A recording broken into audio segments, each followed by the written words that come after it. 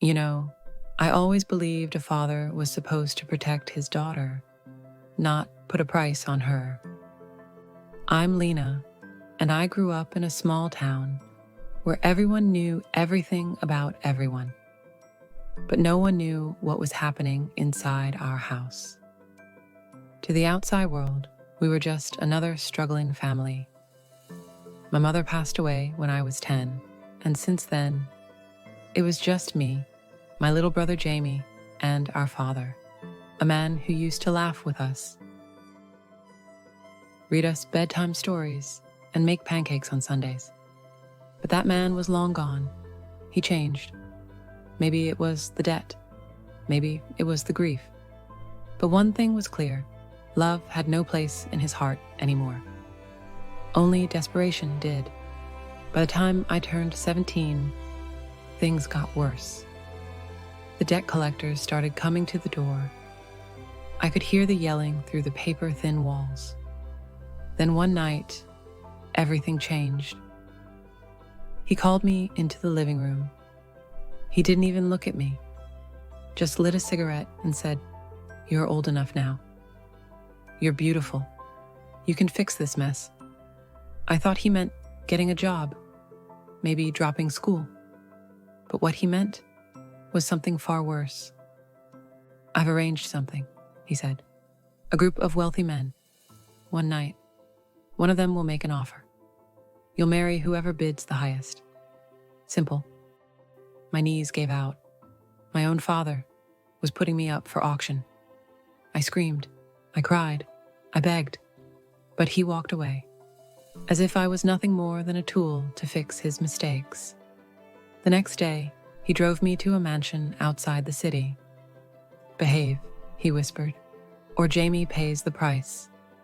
He knew I'd never risk my little brother's safety. Inside, it was like a twisted party. 5 men in suits, sitting like judges, each staring at me like I was an object on display. And then, the bidding began. I felt numb, humiliated, powerless. The winning bid came from a man named Mr. Alden, tall, mysterious, quiet, and with eyes that didn't quite look evil, but unreadable. He took me to his estate, and for a week, I was left alone in a grand, cold room. I waited for something awful to happen, but it never did. Until one night, he knocked on the door. "I'm not here to hurt you," he said, "but I did pay for you." His honesty stung more than any lie. I asked him why. He said, "Because I saw the look in your eyes. You didn't belong there." I didn't know whether to believe him or run, but slowly I started noticing things. He brought me books. He never touched me.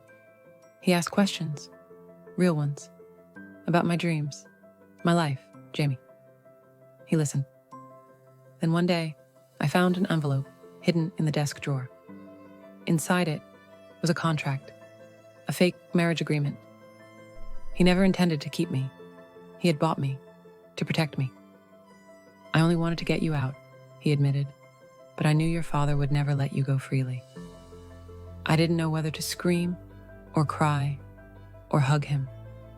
For the first time in years, I felt seen.